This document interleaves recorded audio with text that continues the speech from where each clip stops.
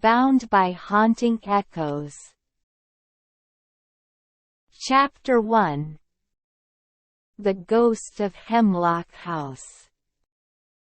In the quiet village of Hollow, where time seemed to stand still, the decaying Hemlock House cast a shadow of mystery over its surroundings.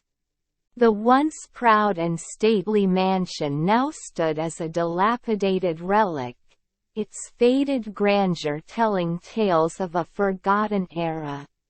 Whispers of dark secrets and haunting apparitions circulated among the villagers, filling their hearts with unease. It is in this setting that we meet Molly, a young and aspiring writer with an insatiable curiosity for the supernatural. Drawn by the allure of Hemlock House and its whispered legends, Molly felt an irresistible pull towards the mansion's decaying facade. Ignoring the warnings of the superstitious townsfolk, she made the bold decision to make Hemlock House her new home. Convinced that its eerie atmosphere would fuel her creativity. As Molly settled into her new abode, she couldn't help but feel the weight of history and the presence of unseen eyes upon her. The creaking floorboards and howling wind only added to the mansion's mystique, as if it were alive with its own secrets. The walls, adorned with fading portraits and ornate fixtures, seemed to tell stories of a bygone era.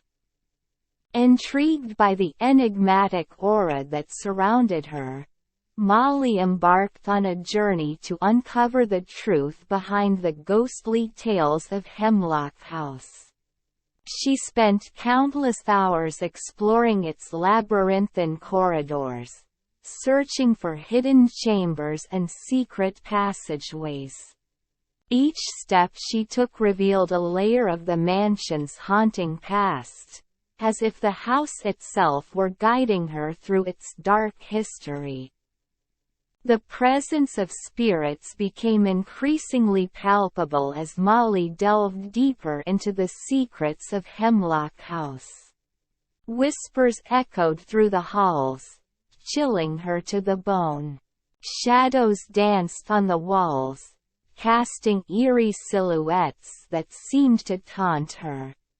Yet, she remained undeterred, her fascination growing with each encounter. As the days turned into weeks, Molly's connection to the house deepened. She found herself drawn to the study, a room bathed in muted light, where she would spend countless hours pouring her thoughts onto paper. It was in this sanctuary that the spirits seemed to speak to her, their ethereal presence guiding her hand as she penned tales of mystery and intrigue. Little did Molly know that her presence in Hemlock House would awaken dormant forces, stirring the spirits from their slumber. The house, once silent and forgotten, now pulsed with energy, as if awakened by her curiosity. The spirits, trapped between realms, sought solace and release, and Molly unwittingly became the catalyst for their liberation. And so, Molly's journey in Hemlock House began. A journey that would unravel the mysteries of the past. Confront the spirits that reside within, and test her own courage and resilience in the face of the unknown. Chapter 2. Shadows of the Past. As Molly settled into her new home, the lingering presence of Hemlock House's dark history continued to haunt her every step. Shadows danced along the walls, casting an eerie ambience that seemed to whisper secrets of the past. The air grew heavy with a sense of foreboding, and Molly couldn't shake the feeling of being watched. In the dimly lit study, where Molly spent countless hours immersed in her writing, strange occurrences became a daily phenomenon. The typewriter keys seemed to move of their own accord, as if guided by an unseen hand. Papers shuffled and rustled as if turned by an invisible force. The flickering candlelight cast flickering shadows that danced in rhythm with Molly's racing heartbeat. Despite her growing unease, Molly was determined to uncover the truth that lay hidden within the walls of Hemlock House. She embarked on a quest to research the mansion's history, scouring old archives and musty books in search of answers. The more she delved into the past, the more she unearthed tales of tragedy and despair that intertwined with the very foundation of Hemlock House. Whispers of conspiracy echoed through the pages of history, hinting at dark secrets that were buried deep within the mansion's darkened halls. Molly discovered a web of deceit and betrayal that spanned generations, connecting the fates of the inhabitants to a malevolent force that thrived on their suffering. The spirits that dwelled within Hemlock House yearned for resolution, their presence growing stronger as Molly inched closer to the truth. Night after night, Molly found herself ensnared in vivid nightmares that mirrored the torment of the mansion's past. Visions of ghostly apparitions and tortured souls haunted her sleep, leaving her restless and emotionally drained. The line between reality and the supernatural blurred, and Molly questioned her own sanity as the unseen forces of Hemlock House tightened their grip. In her search for answers, Molly began to piece together the fragments of the mansion's cursed history. She discovered a love affair that ended in tragedy, a betrayal that left souls bound to the house in eternal suffering. The spirits yearned for release, their ethereal presence growing increasingly desperate as Molly's investigation progressed.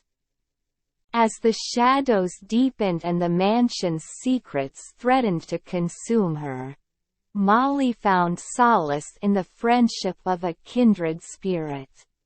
Lily, a fellow seeker of the paranormal, shared Molly's fascination with the supernatural and became a steadfast companion on her journey. Together, they vowed to unravel the mysteries of Hemlock House and free the trapped souls from their eternal torment. Chapter 3: Echoes of Desperation. Armed with newfound determination, Molly delved deeper into the haunting history of Hemlock House. She embarked on a relentless pursuit of answers. Driven by an insatiable curiosity to uncover the truth behind the curse that had befallen the mansion and its tormented inhabitants. Her search led her to forgotten corners of the town, where she scoured dusty archives and musty libraries for any remnants of the past. Each piece of information she unearthed revealed fragments of a tragic tale that had long been shrouded in darkness. It was a story of forbidden love, betrayal, and unspeakable promises that condemned the spirits within Hemlock House to an eternity of suffering. As Molly pieced together the puzzle, the curse's grip on the mansion grew ever stronger. Whispers echoed through the halls, carrying the weight of despair and longing. Shadows danced and swirled, their movements synchronized with the rhythm of Molly's pounding heart. Haunted by the past, Molly found herself drawn further into the depths of Hemlock House. Doors creaked open of their own accord, revealing hidden chambers and long-forgotten relics. She ventured bravely into these forbidden spaces, guided by an unyielding determination to uncover the truth. With each revelation, the true nature of the curse became clearer. It was a web of tragedy and anguish, woven through the lives of those who had once called Hemlock House home. The spirits trapped within its walls yearned for release, their anguished cries reverberating through the air. Guided by her intuition and an unwavering sense of purpose, Molly discovered the key to unraveling the curse's hold on Hemlock House. She uncovered a long-lost diary, its pages stained with the tears of a forbidden love affair. It held the secrets of the mansion's darkest hours, revealing the depths of despair that had led to the spirit's eternal suffering. As Molly unraveled the secrets held within the diary, she became a conduit for the spirit's pain. Their stories seeped into her being, intertwining with her own existence. It was a harrowing experience, as she felt the weight of their sorrow and desperation. Yet, Molly refused to succumb to the darkness that threatened to consume her. With Lily by her side, she forged ahead, determined to break the curse and free the spirits from their eternal torment. They formed an unbreakable bond, their shared purpose giving them strength even in the face of overwhelming despair. Chapter 4: Shadows of Desolation. As Molly delved deeper into the heart of the curse, the once familiar walls of Hemlock House transformed into a sinister labyrinth of darkness and despair. The boundaries between reality and the supernatural blurred, and the mansion itself seemed to conspire against her. Every step she took was met with eerie whispers and ominous shadows that danced along the decaying walls. The spirits grew restless, their presence growing stronger with each passing moment. Molly could feel their anguished energy, their tormented souls reaching out to her, begging for release. The weight of the curse pressed heavily upon Molly's shoulders. It gnawed at her sanity, threatening to consume her. But she refused to surrender to the darkness that surrounded her. With unwavering determination, she pressed forward, driven by the desire to unravel the mysteries that lay within Hemlock House. As she explored the mansion's hidden chambers and secret passages, Molly encountered glimpses of the past that sent shivers down her spine. Ghostly apparitions appeared before her, their ethereal forms hauntingly beautiful and filled with sorrow. They whispered tales of betrayal, heartbreak, and the unspeakable horrors that had taken place within the mansion's walls. Haunted by these revelations, Molly's own psyche began to unravel. The line between her own identity and that of the spirits blurred, as their stories became intertwined with her own. She felt their pain, their despair, and the overwhelming sense of desolation that permeated Hemlock House. The mansion itself seemed to taunt her, with doors slamming shut and rooms shifting their configurations, leading Molly deeper into the heart of darkness. Shadows lurked around every corner, their sinister presence a constant reminder of the malevolent forces at play. In the depths of despair, Molly questioned her own sanity. Was she falling victim to the curse, or was she merely a vessel for the spirit's torment? The boundary between the living and the dead became increasingly blurred, as she found herself caught in a web of supernatural forces beyond her comprehension. Chapter 5. Consumed by shadows. In the final moments of this haunting tale, Molly found herself teetering on the precipice of understanding. The twisted threads of the curse that bound Hemlock House to her soul tightened, drawing her further into the depths of tragedy. As she confronted the malevolent forces that lurked within the mansion's hallowed halls, a chilling transformation began to take hold. The darkness that permeated every inch of the cursed mansion enveloped Molly, swallowing her essence whole. She became a vessel for the tormented spirits, forever entangled in the web of despair. Their sorrow and anguish coursed through her veins, blending with her own essence until she was indistinguishable from the shadows that danced around her. In the grim and harrowing climax, Molly succumbed fully to the consuming power of the curse. She became a mere specter, a ghostly presence forever condemned to roam the haunted halls of Hemlock House.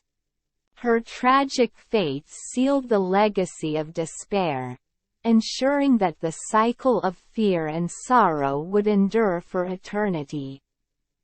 No glimmer of hope remained in this tale of darkness. Molly's soul was forever entwined with the malevolent forces that haunted the mansion, eternally trapped within its walls. The echoes of her anguished cries reverberated through the empty rooms, a haunting reminder of the tragedy that had befallen her. As the curtains closed on this tragic chapter, Hemlock House stood as a testament to the inescapable grip of darkness. Its walls whispered the tales of lost souls and the depths of despair that awaited any who dared to enter. The legacy of the cursed mansion would continue to cast its long shadow, forever haunting the minds and hearts of those who dared to remember.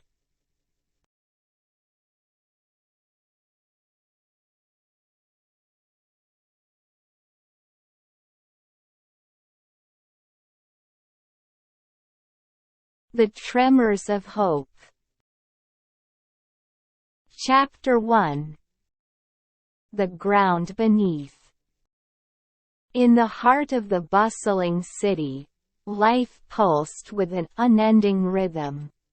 Among the city's many inhabitants were John, a single father, and his teenage daughter, Emily. Their apartment, nestled in one of the city's numerous high-rises, was a sanctuary amidst the urban chaos.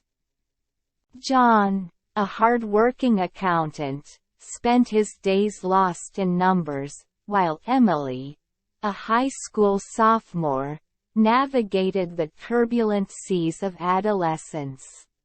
Their interactions were often brief, limited to hurried breakfasts and late-night dinners. The emotional chasm between them seemed to widen with each passing day, mirroring the physical distance that their busy lives imposed. On that fateful day, the city's rhythm was brutally interrupted.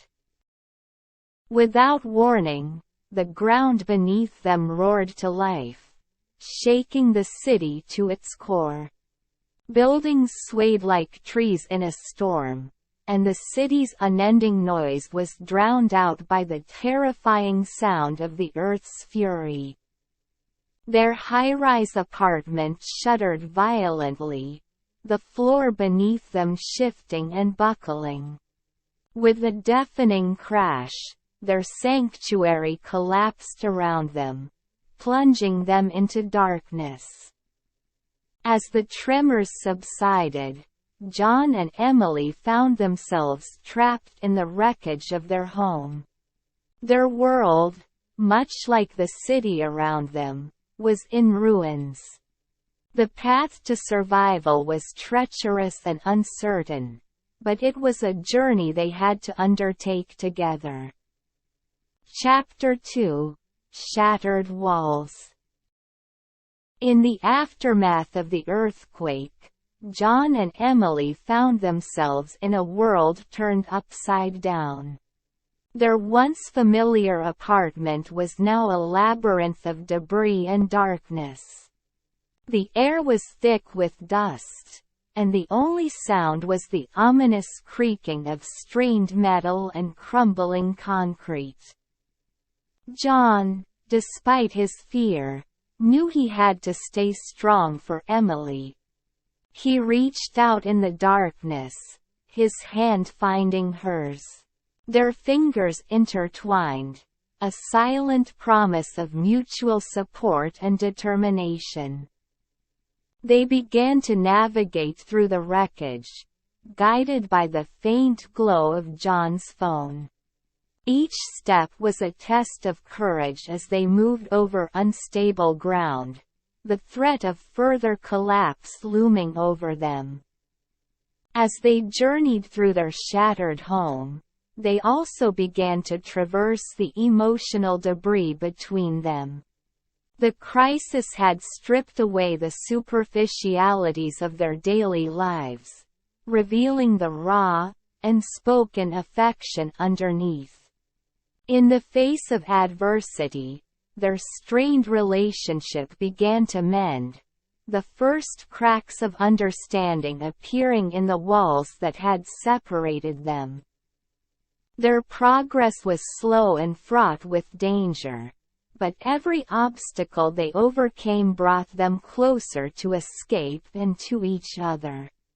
By the end of their second day in the ruins, they had managed to reach the stairwell, a beacon of hope amidst the devastation. Chapter 3: Echoes of the Past. Trapped within the confines of their ruined apartment building, John and Emily found themselves with nothing but time. As they rested in the relative safety of the stairwell, waiting for the dust to settle and their strength to return, they began to talk. John spoke of Emily's mother, of their shared dreams and the love that had once bound them together. He spoke of her laughter, her spirit, and the illness that had taken her away too soon. He shared his struggle to raise Emily alone, his fear of failing her, and his regret for the emotional distance that had grown between them. Emily, in turn, shared her own fears and frustrations. She spoke of the loneliness she felt, of the pressure of growing up without a mother, and the resentment she harbored for the father, who seemed too busy to notice her struggles. Their conversation was a catharsis, a release of pent-up emotions that had been buried under the weight of their daily lives. It was painful, but necessary. For the first time in years, they truly saw each other, not as distant figures sharing a home, but as family, bound by love and loss. As they shared their stories, their hopes, and their regrets, they found their resolve strengthening. They were not just survivors of an earthquake, they were a father and a daughter, rediscovering their bond amidst the rubble of their past. Chapter 4. A Crack of Light. With renewed determination, John and Emily resumed their journey. The stairwell, once a symbol of their daily routine, had become a treacherous path towards survival. Each step was a victory, each floor a milestone. As they descended, they encountered remnants of their neighbors' lives, now reduced to rubble. A child's toy, a shattered picture frame, a book with its pages fluttering in the breeze that filtered through the cracks. Each artifact was a stark reminder of the life that had existed before the earthquake, and the lives that had been irrevocably changed. Their progress was slow, but steady. With each passing hour, they grew closer to their goal. Their shared ordeal had forged a bond stronger than any they had experienced before. They were no longer just father and daughter, they were a team, united by a common goal. On the third day, they reached the ground floor. The sight that greeted them was one of utter devastation, but amidst the ruins, they saw a crack of light, their way out. It was a small, narrow opening, barely enough for one person to squeeze through, but it was their only hope. With a shared look of determination, they approached the opening. It was a daunting task, but they were ready. They had come this far, and they were not about to give up now. Chapter 5. Tremors of Hope. With a deep breath, John squeezed through the narrow opening, Emily close behind him. Emerging from the darkness, they were greeted by the harsh light of a city transformed. Buildings that once touched the sky were now broken and bent, their proud structures humbled by the might of nature. Yet, amidst the devastation, there was life. Rescue teams moved through the wreckage, their fluorescent vests a stark contrast against the gray ruins. The sound of sirens echoed in the distance, a symphony of hope in the face of despair. John and Emily were found by a rescue team, their emergence from the wreckage a beacon of hope for others still trapped. As they were led away from the ruins of their home, they looked back one last time. Their world had changed, but so had they. In the days that followed, they faced the reality of their new life. Their home was gone, their city was scarred, but their spirit was unbroken. They found a new home, a small apartment in a part of the city that had been spared the worst of the earthquake. It was a fresh start, a chance to rebuild not just their lives, but their relationship. The earthquake had taken much from them, but it had also given them something. In their struggle for survival, they had found each other again. They were survivors, a father and daughter bound by love, resilience, and the tremors of hope.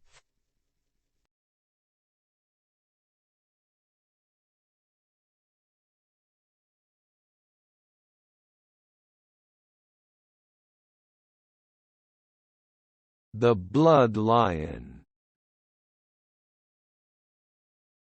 Chapter 1. Into the Wild. John, an intrepid explorer with a thirst for adventure, found himself in the heart of the African savanna. The vast expanse of grasslands, dotted with acacia trees and teeming with wildlife, was a sight to behold. The sun, a fiery orb in the sky, cast long shadows over the landscape, painting a picture of wild, untamed beauty. Accompanied by a local guide, he ventured deeper into the wild, his heart filled with anticipation. Their journey was a sensory feast. The sight of a herd of elephants grazing peacefully by a watering hole, their massive forms moving with a grace that belied their size. The sound of exotic birds singing in the trees, their melodies weaving a symphony of the wild. The thrill of spotting a distant cheetah, its sleek form a blur of motion as it chased its prey. Each moment was a testament to the raw, unspoiled beauty of nature. But the savanna, for all its beauty, was also a land of danger. It was a world where survival was dictated by the law of the fittest, a fact they were soon to be brutally reminded of. Without warning, a lion emerged from the tall grass. But this was no ordinary lion. It was larger, more menacing, with a look of savage hunger in its eyes that sent a chill down John's spine. Before they could react, the lion attacked. The guide, caught off guard, stood no chance. In the ensuing chaos, John managed to escape, his heart pounding in his chest as he ran for his life. The laughter and camaraderie of the morning were replaced by a chilling silence, broken only by the distant roars of the lion. The reality of his situation sank in. He was being hunted. As the sun set, casting long shadows over the savanna, John found himself alone in the wilderness. The thrill of exploration had turned into a fight for survival. His survival skills, honed over years of adventure, were about to be put to the ultimate test. The hunt was on, and the stakes had never been higher. Chapter 2. The chase begins. As dawn broke, John found himself in a deadly game of hide and seek.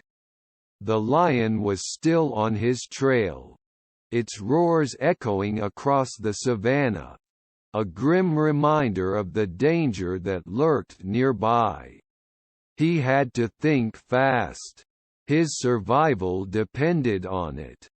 Moving upwind, he hoped to prevent his scent from reaching the lion. He also used his knowledge of the local flora to find plants that could help mask his scent further. It was a small measure, but in the wild, every little advantage counted. John knew that he needed to find water. Following animal tracks, he found a small pool of water. It was a risky move, as watering holes were common gathering spots for predators, but he was careful, always keeping an eye out for the lion. As he navigated the savanna, John also had to find food. He found a tree bearing fruit that the guide had mentioned was edible. Climbing the tree, he filled his backpack with as much fruit as he could carry. As the sun set, John found a safe spot to rest for the night. He knew the lion was still out there, its roars a chilling lullaby as he drifted off to sleep. The chase had begun, and John was determined to stay one step ahead. Chapter 3: Man vs. Wild. The next day brought new challenges. John woke up to the harsh reality of his situation. He was alone in the wild, with a cannibalistic lion on his trail. But he was not about to give up. He was a survivor. He started the day by carefully covering his tracks, using branches to sweep the ground behind him. He knew the lion was smart, but he was determined to make its job as hard as possible. He then set off, moving steadily across the savanna, always alert for any sign of the lion. As he journeyed, John had to contend with the harsh conditions of the savanna. The sun was relentless, its heat sapping his energy. He rationed his water carefully, knowing that he had to make it last. He also had to find more food, a task that was easier said than done in the wild. Despite the challenges, John pressed on. He used his knowledge of the wild to his advantage, identifying edible plants and insects to supplement his diet. He also found a stream, where he refilled his water bottle and took a moment to rest. But he could not afford to let his guard down. The lion was still out there, and it was only a matter of time before it found him. As the sun set, John found a tree to spend the night in, safe from the lion's reach. He was surviving, one day at a time. Chapter: Close Encounters. The following days were a relentless pursuit, a deadly game of cat and mouse. The lion was closing in, its roars growing louder and more frequent. Each encounter was a brush with death, pushing John to his limits. One day, as he was crossing a narrow ravine, the lion appeared without warning. Its eyes locked onto him, its roar echoing through the ravine. Panic surged through John, but he forced himself to keep his wits about him. He scrambled up the ravine, the lion hot on his heels. Rocks tumbled down as the lion clawed at the ravine walls, its roars filling the air. John managed to reach the top just in time, his heart pounding as he watched the lion pace below. Another time, he woke up to the lion's growl, its silhouette looming in the moonlight. Frozen in fear, he watched as the lion circled the tree, its eyes glowing in the dark. It was a terrifying standoff that lasted until dawn, leaving John shaken to his core. Despite the close calls, John refused to give in to despair. Each encounter was a test of his courage and resilience, pushing him to find new ways to evade the lion. He became more adept at masking his scent, at finding food and water, at navigating the treacherous terrain of the savanna. As the sun set on another day, John looked out over the savanna. He was exhausted, his body pushed to its limits. But he was also alive, and as long as he was alive, he had a chance. The lion was relentless, but so was he. He was surviving, against all odds. Chapter 5. Roar of the Wild.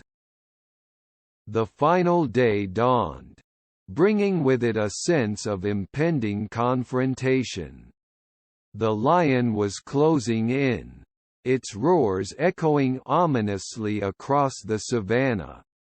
John knew that the endgame was near. It was him or the lion. As he made his way across the savannah, he stumbled upon a rocky outcrop. An idea formed in his mind. It was a dangerous plan, but it was his only chance. He decided to make a stand. He positioned himself on the outcrop, his heart pounding in his chest. He could see the lion approaching, its eyes locked onto him. As it leapt towards him, he sidestepped, causing the lion to crash into the rocks. It was momentarily stunned, giving John just enough time to make his escape. He ran, his legs pumping, his breath coming in ragged gasps. He could hear the lion recovering and giving chase, but he didn't look back. He ran until he couldn't hear the lion's roars anymore, until he was sure he had lost it. As the sun set, John found himself on the edge of the savannah. He had done it. He had survived. He looked back at the vast expanse of grasslands, the setting sun casting long shadows over the landscape. He had faced the lion and lived to tell the tale. He was a survivor.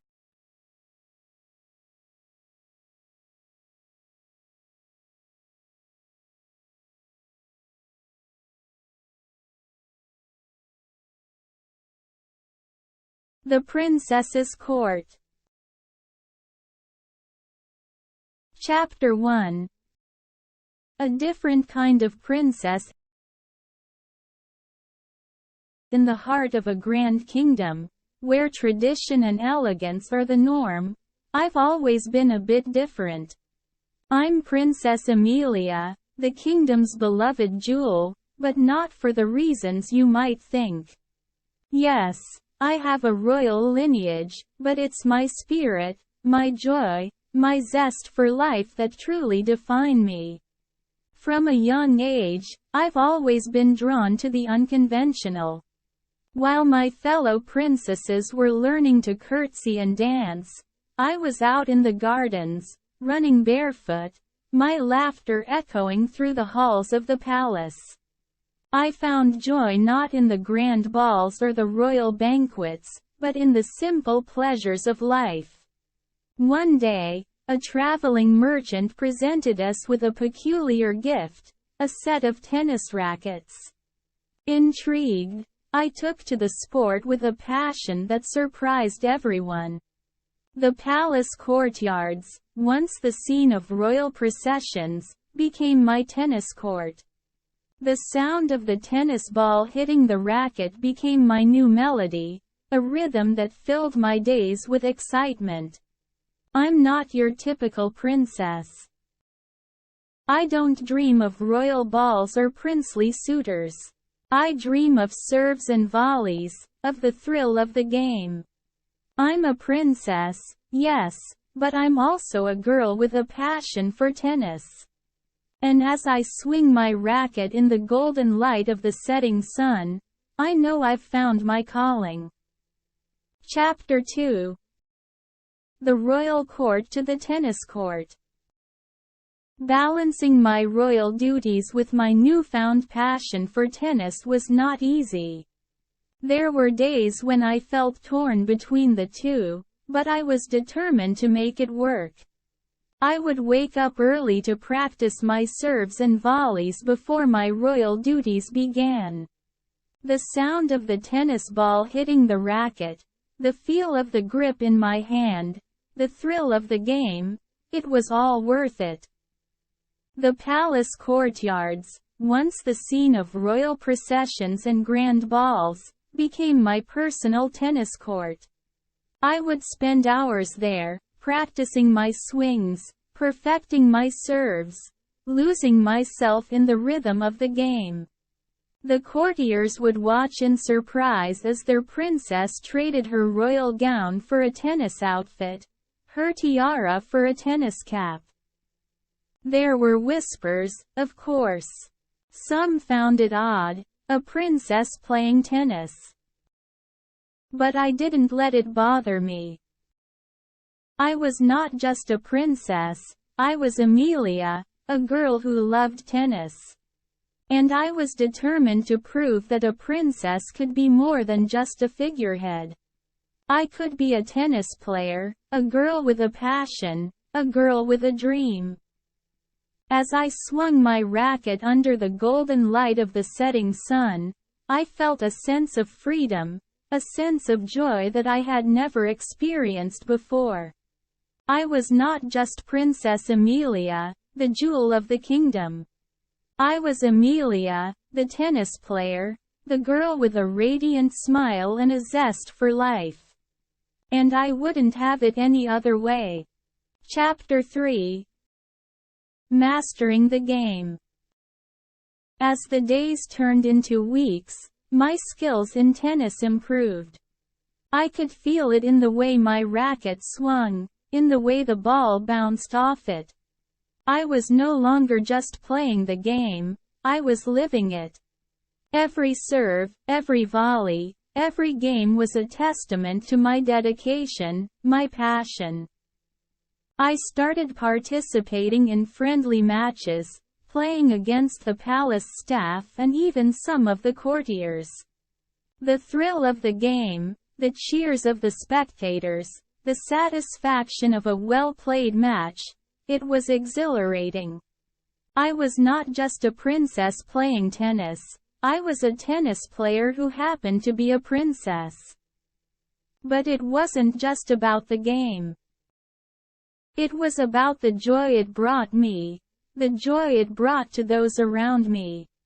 My radiant personality, my love for the game, it was infectious. The palace was no longer just a place of royal duties and grand balls. It was a place of laughter, of joy, of tennis. As I stood on my makeshift tennis court, the setting sun casting long shadows over the palace grounds, I couldn't help but smile. I had found my passion, my joy. I was Princess Amelia, the jewel of the kingdom, the girl with a radiant smile. But I was also Amelia, the tennis player, the girl who brought joy to her kingdom through her love for the game. And I wouldn't have it any other way. Chapter 4. The Princesses' Match.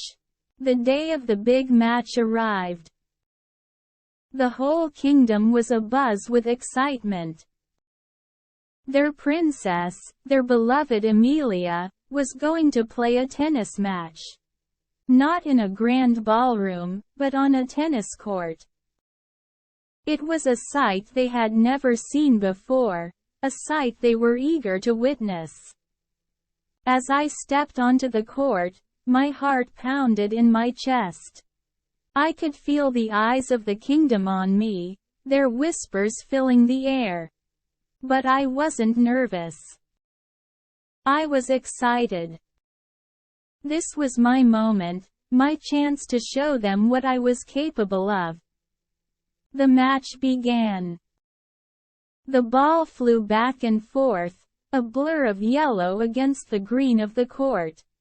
I moved with a grace I never knew I possessed, my body responding instinctively to the rhythm of the game. I was in my element, the court my kingdom, the racket my scepter. The match was a close one, filled with thrilling rallies and breathtaking saves. But in the end, it wasn't about winning or losing. It was about the joy of the game, the thrill of the match, the cheers of the crowd. It was about showing the kingdom that their princess was more than just a figurehead. She was a tennis player, a girl with a passion, a girl with a dream. As the sun set, casting long shadows over the court, I couldn't help but smile. I was Princess Amelia, the jewel of the kingdom. But I was also Amelia, the tennis player, the girl who had shown her kingdom the joy of the game. And I wouldn't have it any other way. Chapter 5. The Radiant Impact. In the days following the match, I could feel a change in the kingdom. There was a new energy, a new joy that hadn't been there before. It was as if my love for tennis, my passion for the game, had spread throughout the kingdom, bringing a new light to our world.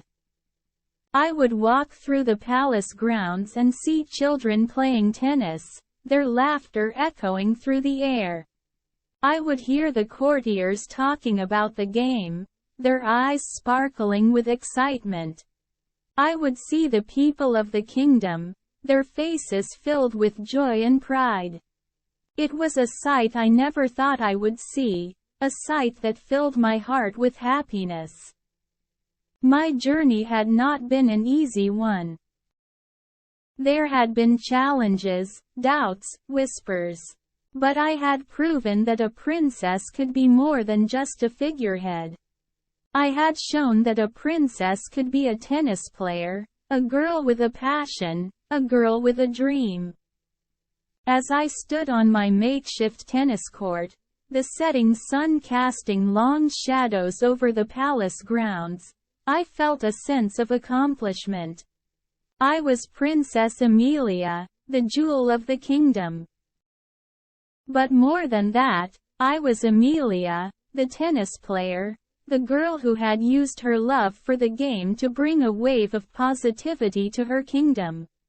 And that, I realized, was my greatest triumph.